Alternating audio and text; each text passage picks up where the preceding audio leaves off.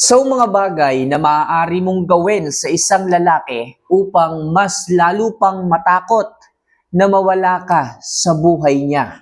Yes mga kamamay, once na ini-apply niyo po ito sa isang lalaki sa inyong relasyon, sigurado ako na mas matatakot pa siya na mawala ka sa buhay niya. So mga kamamay, bago natin ito simulan, isa lang palagi ang aking hinihiling, if ever na nakakatulong po yung mga love advice, yung mga video na ginagawa ko para sa inyo, isa lang naman po ang aking hinihiling, wala man po itong bayad. Don't forget to click the subscribe button, i-like yung video at mag-comment na rin sa ibaba ng kahit na ano. So makakatulong po yan dito sa ating munting channel. Kung nagawa nyo na po yan mga kamamay, simulan na po kaagad natin ang ating topic ngayong umaga na ito. So ano nga ba yung mga bagay na maaari mong gawin sa isang lalaki upang mas lalo pang matakot na mawala ka sa buhay niya? So number 1, iwasan mo na palaging magbigay na lang ng problema at stress sa kanya. So mga kamamay, ito po yung unang tips na aking inilagay dito sa ating mga tips. Bakit po mga kamamay? Kasi alam nyo, kapag marami pong problema palagi ang dumarating sa buhay ng isang magkarelasyon, sa inyong magpartner dalawa, dyan po susubok talaga ang inyong pagsasama. Dyan susubok talaga ang tiwala ng bawat isa. Pero mga kamamay, kung ikaw na lang ng ikaw, ang palaging nagsisimula, nagiging puno ng mga problema, ng mga stress ng isang lalaki, ibang usapan na po ito. Ibang usapan na kapag ikaw na lang palagi ang nagiging sakit ng ulo, ikaw na lang palagi ang gumagawa ng gusot para maghiwalay kayo. Kapag napuno ang isang lalaki mga kamamay, sinisigurado ko po sa inyo, bye-bye na yan, paalam na yan. Kaya hanggat maaari, kung gusto mong matakot ang isang lalaki na mawala ka sa buhay niya, hanggat maaari mga kamamay, iwasan po ninyo na magbigay palagi ng sakit ng ulo, ng stress at problema sa isang lalaki. Right? So next, patunayan mo rin na maaasahan at mapagkakatiwalaan ka. Mga kamamay, ang isang lalaki nangangailangan po yan ng partner na talagang maayos, na talagang maaasahan, na talagang masasandalan sa mga panahong may problema siya o sa mga panahong kailangan niya ng taong makikinig sa kanya. Ang nangyari mga kamamay, sa halip na ikaw yung tao, ikaw yung babae, ikaw yung asawa na nandyan para sa kanya, ikaw pa yung nangungunang magbigay ng problema sa kanya, paano ka magiging valuable pagdating sa kanyang buhay? Paano siya matatakot na mawala ka sa buhay niya kung ikaw yung unang nagiging dahilan kung bakit kailangan niyang lumayo sa'yo? Kailangan mga kamamay, dapat ikaw yung numero unong maaasahan at mapagkakatiwalaan ng isang lalaki sa kabila ng mga napakaraming problema dito sa mundong ibabaw. Kaya please mga kamamay, kung gusto mo na mas lalo pang matakot ang isang lalaki na mawala ka sa buhay niya, mas matakot ang isang lalaki at ingatan ka, kailangan ikaw yung babae na maaasahan, mapagkakatiwalaan. Pero kung palagi mo nalang lolokohin ng isang lalaki, lagi ka nalang magsisinungaling, darating ang panahon, mapapagod yan. Darating ang panahon, mafe-feel niya na parang mag-isa na lang siya sa inyong relasyon. At halos lahat ng tao, pati ikaw na asawa niya, iisipin niya na manluloko, na walang sigurado, na walang maayos, na wala siyang masasandalan at makakapitan sa mga panahong kailangan niya. Kaya hanggat maaari mga kamamay, iparamdam, ipakita ninyo na maaasahan kayo at mapagkakatiwalaan pagdating sa inyong relasyon. Alright? So next, huwag kang hihinto sa pag-aayos at pagpapaganda. Mga kamamay, may asawa na kayo. At bilang isang babae, kailangan lagi niyo po itong ginagawa. Lagi niyo po itong ipinapakita sa isang lalaki. Yung kagandahan, yung kaayusan, yung pag-self-improve palagi sa araw-araw. Hindi ko naman hinihiling sa inyo na talbugan ninyo yung iba. Hindi ko naman sinasabi at pinapakiusap sa inyo na maglagay kayo ng napakakakapal na make-up sa mukha ninyo para lang maging maayos at maganda kayo. Hindi po. Ang sa akin lang, yung halos araw-araw nag-i-improve ka. Yung araw-araw naglalagay ka ng pulbo, nagsusuklay ka, okay na po yun. Kahit konting lip tint, lip balm ba tawag doon, okay na po yun. Basta maayos ka, presentable pagdating sa iyong asawa at hindi naman yung akala mo palagi kang bagong gising. mas mahalaga pa rin bilang isang babae, bilang may isang asawa, dapat presentable kang haharap sa kanya.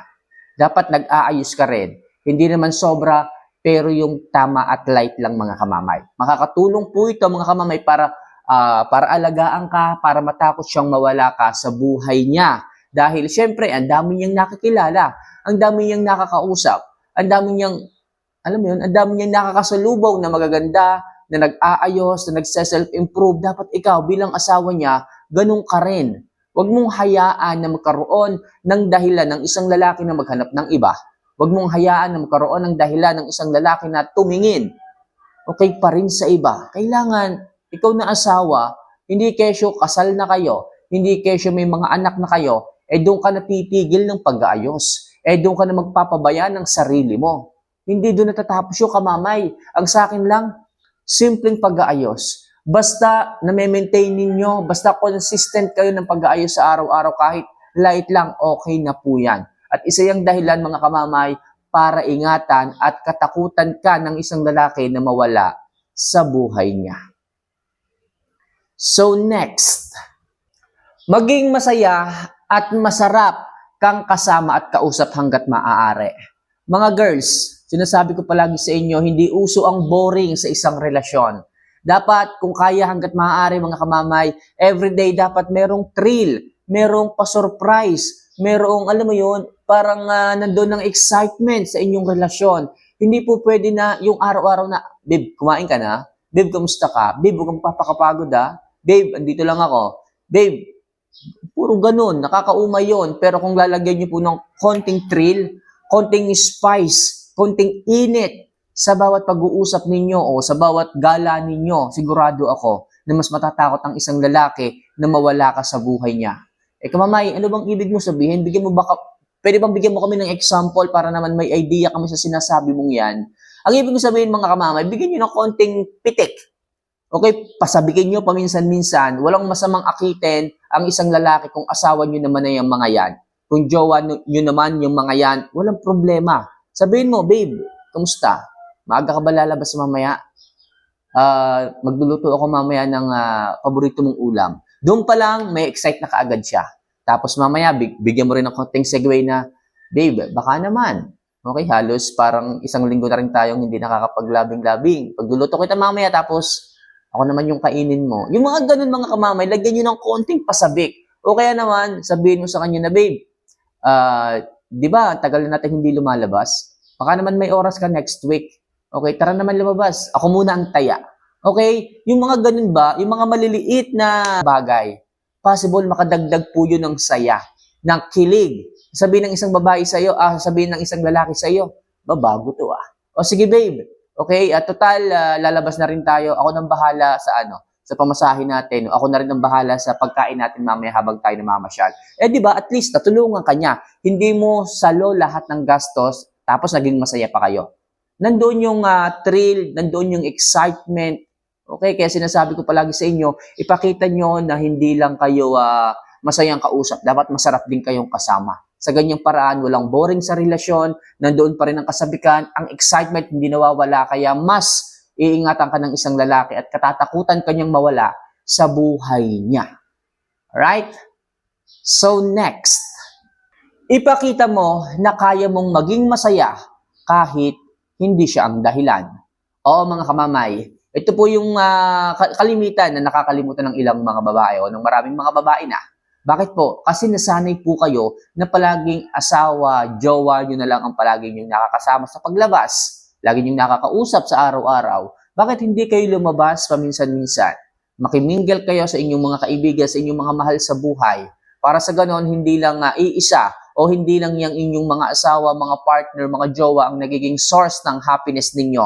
Yung tipong pag nag-away kayo, maghapon o isang linggo kayo nagmumukmok at sinasarili ang inyong sariling problema. Bakit? Wala kayong ibang matatakbuhan Wala kayong ibang matatawagan Kasi simula nung naging kayo, simula nung ikinasal kayo, kinalimutan mo na lahat ng kaibigan mo. Pati yung mga magulang mo, hindi mo na mini-message. Kung kaya't yan, kapag ka sinaktan ka niya, kapag ka, inaway ka niya, solo mo rin yung problema. Pero kung kayo ay may mga kaibigan pa rin na nandyan para sa inyo, sa mga panahong malungkot kayo, sa mga panahong nag-aaway kayo, meron kayong matatakbuhan, masasandalan. At pagdating sa isang lalaki at nakita niya na may dahilan pa para sumaya ka, kahit nag-aaway na kayo, kahit malungkot kayo, doon siya matatakot.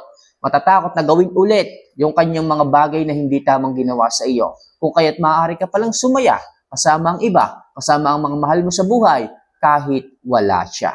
Sa ganyang paraan, diyan matatakot ang isang lalaki talaga. Right? And last, mas lalo mo siyang samahan sa mga panahon na namumroblema siya. Yes, mga kamamay, syempre, bilang tao, yung ating mga partner o kahit tayo, di ba? Talaga nakakaramdam tayo ng problema na tipong, okay, hindi naman natin kailangan yung mga partner natin. Ito yung ating mga sariling problema talaga. Halimbawa, meron tayong dapat asikasuhin, dapat na gawin. So, problema na, nalulungkot tayo. Kung ang mga lalaki may ganong problema rin, dapat willing tayong alalayan siya. Willing tayong tulungan siya. Di ba? Pag partner nga kayo mag-partner nga tayo, dapat willing tayong i-open ang ating mga kamay para tulungan siya. Sa ganyang paraan, pag na-feel ng isang lalaki na willing kang damayan siya sa kanyang mga problema para maayos, para hindi na siya nalulungkot, doon kanya mas iingatan. Bakit? Kasi ikaw yung tao na nandyan para sa kanya. Ikaw yung tao na hindi siya pinapabayaan sa mga problema niya. Okay? Pero kung ikaw naman, yung gumagawa palagi ng problema, ibang usapan yon. Oo, tutulungan ka rin niya. Pero kung halos araw-araw na, binisyo mo na, nasanay ka na palaging nandiyan naman ang asawa ko para sumalo sa akin, ibang usapan yon. Mga kamamay, huwag kayong mag-rely palagi sa mga partner ninyo kung ang obligasyon ninyo ay inyong ipasasalo sa kanya o yung mga problema ninyo ay ipasasalo nyo lang sa kanila. Okay, huwag ganon. Okay, kung may mga problema lang na hindi maiiwasan, okay lang yon. Pero kung control mo naman ng problema, huwag mong gawin. Hindi yung, okay, malakas ang loob mong gumawa ng problema ng gusot. Dahil alam mong nandiyan ang asawa mo, hindi ganon. Baka maumay yan, sige ka, maiiwanan kang mag-isa. Pag nag-isip yan na, teka, bakit parang puro problema na lang Ako na lang ako lagi ang tumutulong sa kanya. Puro pera na lang ang problema namin Puro utang na lang niya ang problema namin Bahala ka mama, ikaw rin. Sa ganyang paraan, ibang usapan yan. Pero kung ikaw yung tao, ikaw yung babae na willing siyang tulungan sa mga problema niya na hindi naman palagi na nangyayari, talagang mas mamahalin, mas iingatan ka niya at mas matatakot siya na mawala ka sa buhay niya. So mga kamamayan lang muna sa ngayon ng ilang mga love advice na sana ay maaaring makatulong sa inyong mga buhay pag-ibig. So for more videos and love advice na kagaya nito, huwag niyo sana kalimutan na mag-subscribe, mag-like, at mag-comment na rin sa ibaba. Mga kamamay, mahal na mahal ko po kayo. See you for our next vlog. Paalam.